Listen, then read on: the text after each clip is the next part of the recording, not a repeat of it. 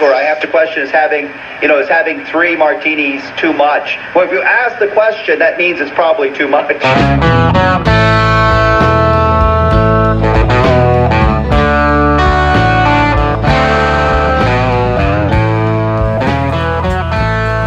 Hello, everybody, and welcome to Yes, I'm Still Sober podcast with John Rabin.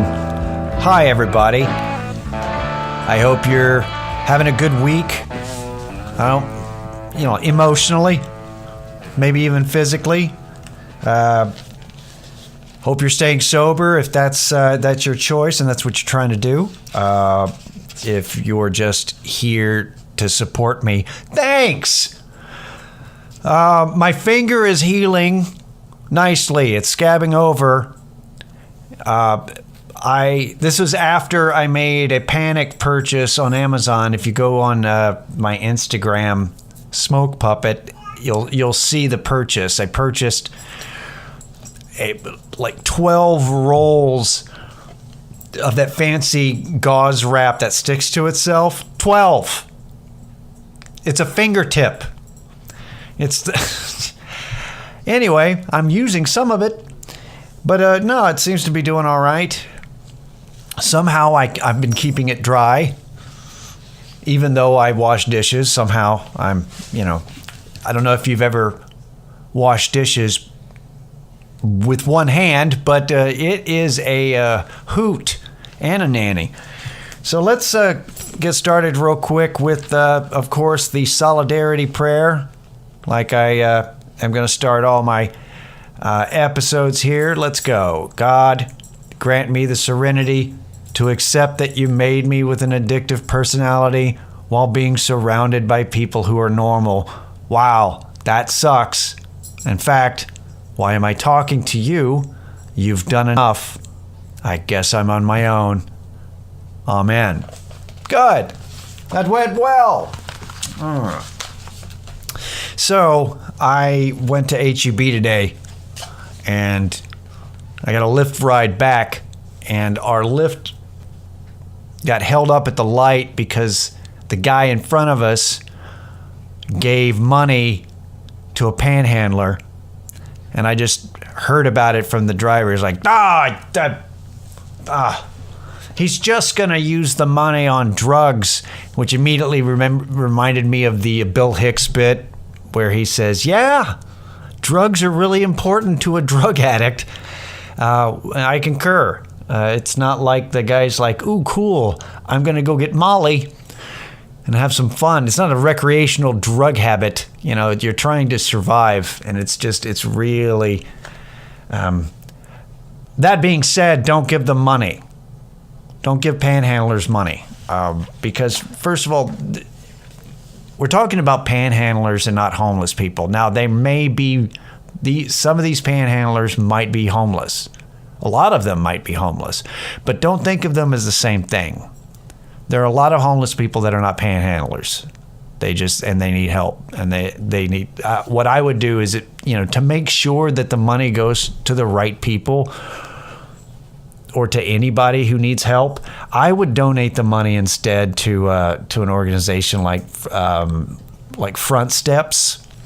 FrontSteps.org does things for the homeless here in Austin. I mean, they run the Arch, but they also have housing programs, and they do case management and recuperative care. They have a program called Keep Austin Housed. Very clever, right? And also they do support services for veteran families.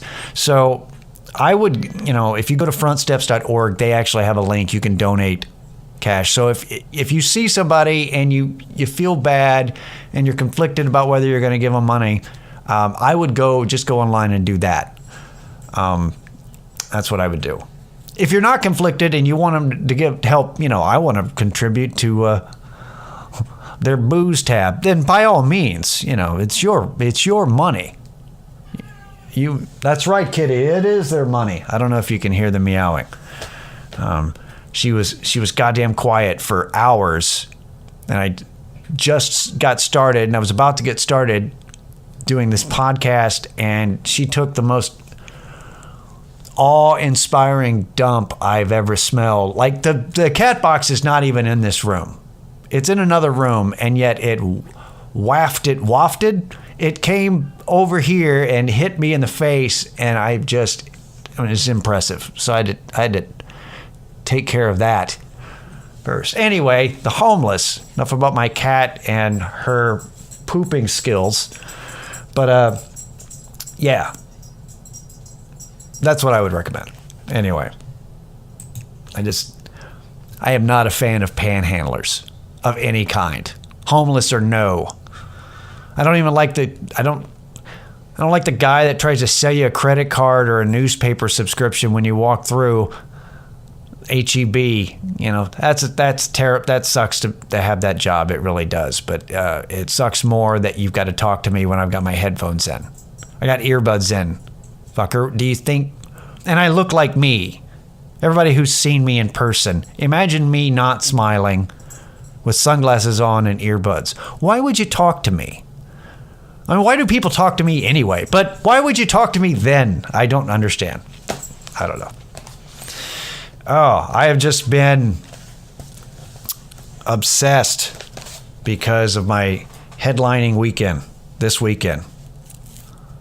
Which, if you're listening to this before the evening of July 20th on a Friday, listen up. I'm going to be headlining at the Velveeta Room that 9 o'clock on Friday, 9 and 11 on Saturday. Tickets are available at thevelveetaroom.com. Go now. But yeah, I'm going to be recording all 3 shows for an album. And for my first album, the long-awaited first album of John fucking Raven. So I'm excited about it. It's very anticlimactic, though, because this is something that I've wanted to do for a while. And of course, for years, it hasn't been economically viable. Like, even without the drinking problem and the drugs, like, even before that, like, it was just kind of wow, I don't, how many CDs do I print up? What do do I need merch? That kind of thing. Is it just kind of a vanity thing? At least with the digital, because what I'm going to do is I'm going to record it and it's going to be digital only, and I'll make sure that it's available through, iTunes, Amazon, and Google. And that way I'll just have that and I can just promote that and you guys can download and give me a cut, because I'm sure they'll take more of that. Because that's the way the industry is, and that's fine. But all that being said, like it's approaching and it's finally here, and it does feel a little anticlimactic. It is just kind of this is what this feels like. Like, you imagine it and you fantasize as a comedian. You fantasize like, oh yeah, and then my record is out and all that stuff, and it's just like kind of well.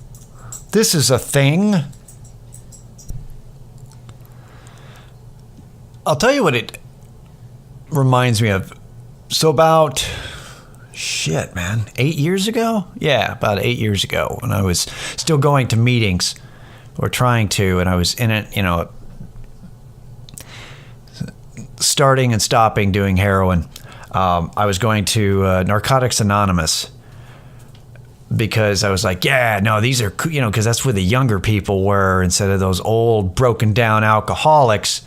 Of course, there's a big difference in NA and AA. You go to AA meetings and you'll see people there. They'll talk about being sober for 10 years, 20 years. And then you go to an NA meeting, Narcotics Anonymous, and it's somebody who's off of heroin or cocaine, and they're like, I've been sober for almost 10 days, people celebrating for 90 days. And it's like, wow.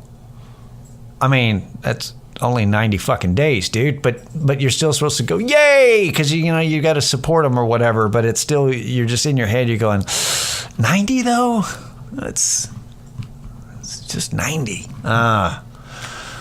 But anyway, I was at a Narcotics Anonymous meeting, and there was one guy who ended up being my sponsor for a bit, and then because he scared the shit out of me, he was like, it was a big, burly, scary ex-meth head. And the reason that I chose him as a sponsor is because he scared me, because I thought, this guy might be scary enough to make me do this fucking program. So I got him as a sponsor. But also I like the idea. He was actually had been sober for a year, and he was talking about how his only goal at the time was to get a car, and he ended up getting a car, and that was like the greatest moment. It felt like the greatest moment in his life, which at the time I was like, that's fucking sad. Getting a car is the greatest moment. At the time I was kind of a judgmental prick, as opposed to now where I'm not. But I get it now. Like, in retrospect, I get it. I get being able to, when you put yourself through a lot of stuff. Like, I don't really like the idea of getting patted on the back for stopping doing something that I was doing to myself. Like this,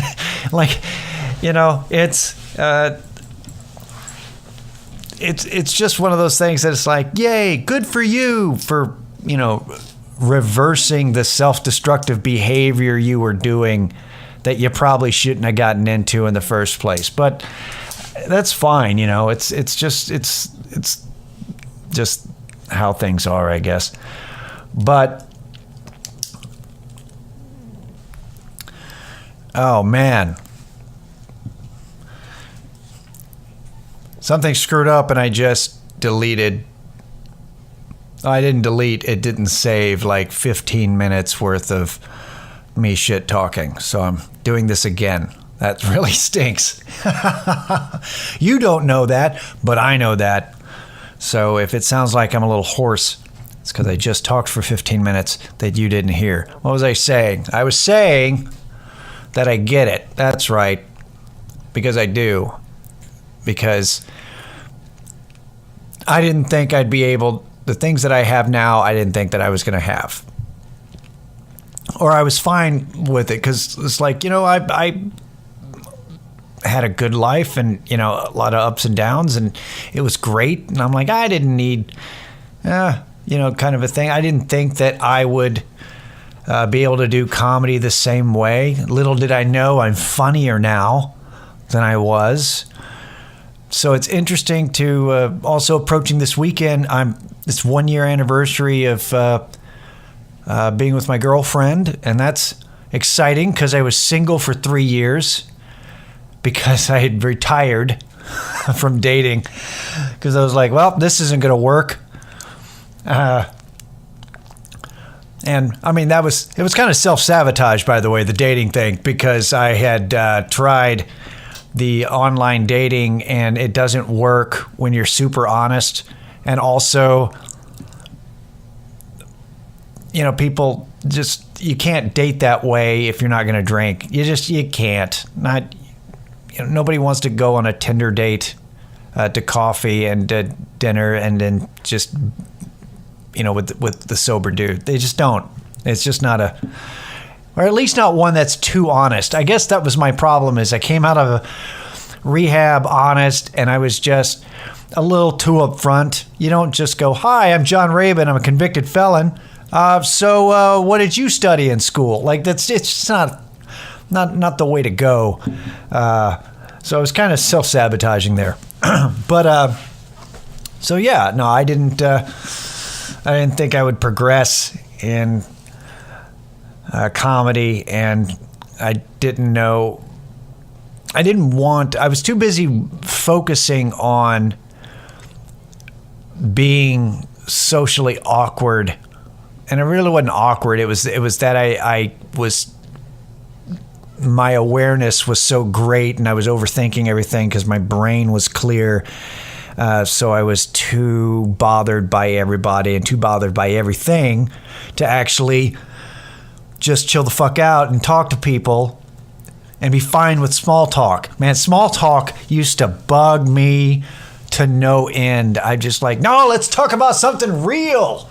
Yeah, don't talk to me about the weather. Now I welcome it. Holy shit, do I welcome the weather talk. Just I'm like, that's easy. I'm just like, yeah, all right. I can be normal. It was just a slow process. I just hadn't given it enough time. So things are good. And I think that's the thing about the recording this album this weekend is that it just kind of, even though it's kind of, it's anticlimactic because I guess, you have in your head what you think it's going to be as it approaches, and it all set up and it's like going to be really exciting. And it's just a thing that I'm doing. It's like, it's not the end. It's a thing that's finally a reality, thanks to technology, because it for years, it wasn't a possibility for me. It just, not only because I was spending money on, I prefer to spend the money on partying, and going out to bars every night, or eventually to drugs. It's not just that. It's just a matter of it was just a thing that was, I'm not ready, and I don't know. It's way too complicated, and and I don't have that kind of investment, but it's here. And it's there is a downside, by the way, to affordability, is because anybody can record an album. People won't hear it, but anybody could do it. So might as well be me as well. So it's exciting. I'm glad that it's it really it's nice to be the cliche of sobering up and then changing your life and good things happening because you're doing what you're supposed to do. I don't want to say that you live a clean and good life. No, you don't be dramatic. You're just doing what what's true to you. That's really what it is. And I'm happy for it. So that's funny. I'm just sorry for the pause. I was just thinking that that explanation was way shorter than the block of me talking that got deleted by this podcast. So I think I just saved you guys an extra few minutes of rambling. So I've got one more thing that I wanted to talk about before I get out of here, until we see each other next week. Hear each other next week. Till you hear me next week. I'm not hearing you say shit. You know this. So the last thing I'd like to talk about, I need to take a moment, and I'd like to address the meeting between Trump and Putin. Now, I'm just kidding. Jesus. Oh, man. If either email me at stillsoberpod@gmail.com, or if you're a friend of mine on Facebook and you heard that and you went, no. And then I said, I'm kidding. And you went, whew. If you did that, let me know, because that's the correct response. Do not listen to me talk about politics, please. I'm not going to do it, but holy shit, do I not know. Like, don't worry. I read. And I have friends who have podcasts who talk about this kind of shit. And the thing is that I see them tweet a lot. So I don't know if they're reading the full articles or not. They post on Facebook, they're on social media. I don't know if they're reading the whole article or if they're just, skimming it. They're just, I thumbed it. But no, they're talking about it, boy. And it's just weird because I know them and I'm like, really? Is that your analysis? Whew. When I think of everybody that I've ever met and everybody I've ever known, out of all of those people, who would I want to listen to give an analysis of the political landscape? And I can't think of any of them. No. Nope. We don't know anything. It's certainly not an expert of that. So no, I'm not going to say that. Sorry, that was not going to be the thing. Oh, man, that would have sucked. All right, I'm glad this is not a political podcast. I'm glad I didn't go that way. I remember doing that. I remember thinking at one time that I should do more political humor. Not enough comics do that. Yeah, there's a reason. So the last thing I wanted to talk about was a friend of mine had messaged me this. And by the way, if you do have any questions you want me to answer poorly or give a shot at answering, stillsoberpod@gmail.com. So, but this was on Facebook. So, but the question was, were you a dry drunk when you first stopped drinking? And that is a good question, because the term dry drunk it's slang. It's like it's slang used in recovery. Then people have heard it, and I've heard. And what it is a dry drunk is someone who is not drinking or doing drugs, but they're miserable because they're still dysfunctional and they haven't done anything to change that. So they're the same person. They haven't done anything to better themselves at all or change behavior. They're just not drinking. So typically what they're doing is they're sitting at home and they're just miserable, just grumbly, miserable person. And all they can do is think about not drinking. It's just, because there's nothing else. All they can think about is what they would be doing if they were drinking. And now there's nothing. So that's what a dry drunk is. And I've heard people go, dry drunk, that's not a real thing. You're either drunk or you're not. And yeah, that's the way the world is. Black and white. There is no gray. It's good. Everything's one way or another. Everything's simple. We know this. Whew. But yeah, to answer the question is I was actually a dry drunk for about a week after I quit. Give me 1 second. Let me do a thing. All right. Yeah, so what had happened is I quit drinking after a series of events that really peaked when I was arrested for public intoxication at my 20-year high school reunion. It's a hell of a reunion, by the way. You can ask anybody.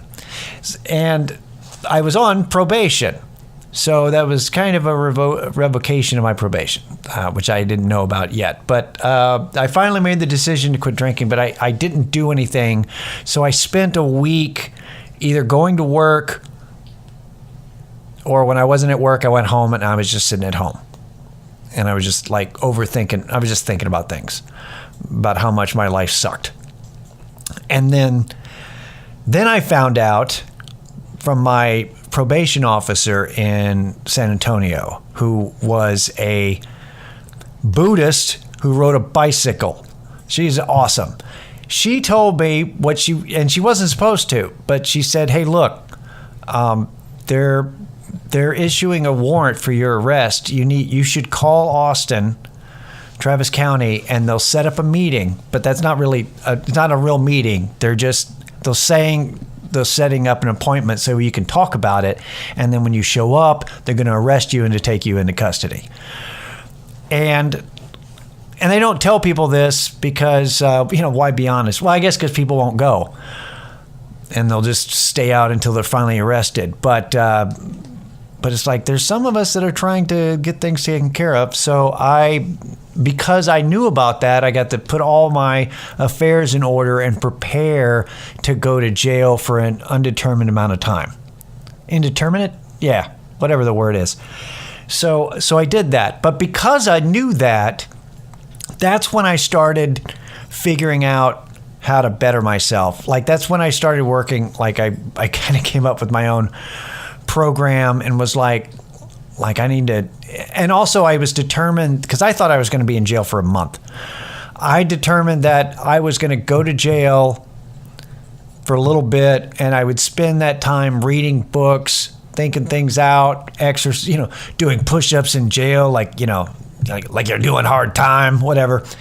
I had this game plan, Turns out I was locked up for 6 months, so I continued the game plan, and I developed my own recovery program from the 4 agreements, Buddhism, and Fight Club, and I'll tell you about that at another time. But that was the deal. Is there was definitely a big change between that first week when I just wasn't drinking and actually when I started working on myself. And it takes a long time, unless you're different, then maybe it doesn't. But anyway, that's going to be it for this week. I will see you guys next week. I'll tell you how my headlining weekend went and anything else that came up that seems interesting. They say one day at a time, but it's just, I say it's just one moment right after another, man. Just be present and live it.